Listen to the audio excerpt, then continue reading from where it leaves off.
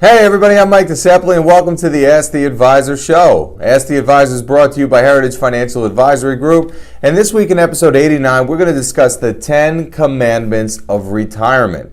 You know, we all have a host of financial issues that we deal with as we approach our retirement, keeping Social Security solvent, taking care of Medicare and Medicaid, making sure we're saving enough money, and yet many Americans still are not hitting the mark when it comes to their retirement savings. But you don't need to worry about most Americans, you only need to worry about yourself. So if you want a comfortable retirement lifestyle, here are my 10 commandments to follow. Number one, it's important to take a look at your pre-retirement lifestyle and see how it will translate into post-retirement lifestyle. Will you be able to maintain the lifestyle you live today when you retire and your income is reduced? It is estimated you'll probably need about 70 to 80% of your pre-retirement income in order to live and maintain your lifestyle in retirement, and nobody wants to cut their lifestyle in retirement, so it's important to crunch these numbers and to do this budgeting while you're still working, while you still have the flexibility and you still have income coming in. Number two, remember that Social Security is designed to only replace about 40% of your income, and for many Americans 40% is probably a higher target than it will actually be, because Social Security benefits are skewed more towards lower earning Americans. It is important to make sure you have other retirement income sources to pair with Social Security. Most people do not know this, but if you open your Social Security statement and look at page 2, it says right there in plain English, this is not meant to be your only source of retirement income.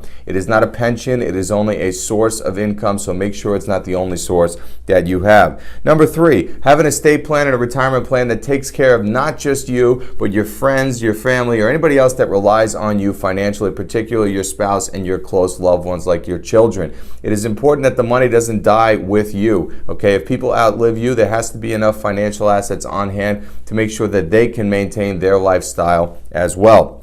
Number 4, never forget the non-financial aspects of your retirement as well. Think about things like relocation, healthcare costs, and all these other things that go into having a successful retirement. You know, many people think of retirement purely as leisure, but you have to remember that leisurely activities also take money. So think about all these different things while you're still working so you can make any modifications if you have to. Number 5, it's important to pay attention for communications from different entities like Social Security, Medicare, Medicaid, and other personal advisors. What you don't know can actually hurt you, and a missed deadline or any other number of missed goofs can cause severe financial damage. So it's important that you pay attention to the communications from these different administrations. Number 6, put retirement savings ahead of other goals like college or a vacation home. Unless you have a good pension plus Social Security, it's mostly up to you, and therefore you're going to have to save a lot of money for it. So make sure retirement is the number one goal, savings goal that is on your list of items. Number 7, save as much as possible as soon as possible. You know, you can always reduce your savings later on. It's important to start investing early and allowing that money to compound and work for you. When you get down the road to the point where maybe your kids are going to college, it's okay to reduce savings for retirement at that time to make room for these new expenditures. We encourage you to get started as early as possible and put your money to work for you. Number 8, recognize the possibility that your taxes may not be lower in retirement than they are today. You know, many people plan for the fact or the likelihood that their tax bracket will decrease in retirement, and currently that is true for many people that are going off into retirement. We have no idea where the tax landscape is going to go, what it's going to look like in 5, 10, 20, 30 years down the line. So you have to plan for the possibility that maybe your taxes increase in retirement as well. Number 9, place healthcare very, very high on your list of fixed expenses. Medicare plus supplemental insurance can probably cost a retired couple about $700 a month, and it is very important to remember that Medicare has zero or no out-of-pocket limits, so it really is no cap to how high those expenditures can be. We hope that you don't have any major healthcare events during your retirement, but it's always important to plan it. We'd rather you have the insurance and not need it than need it and not have it.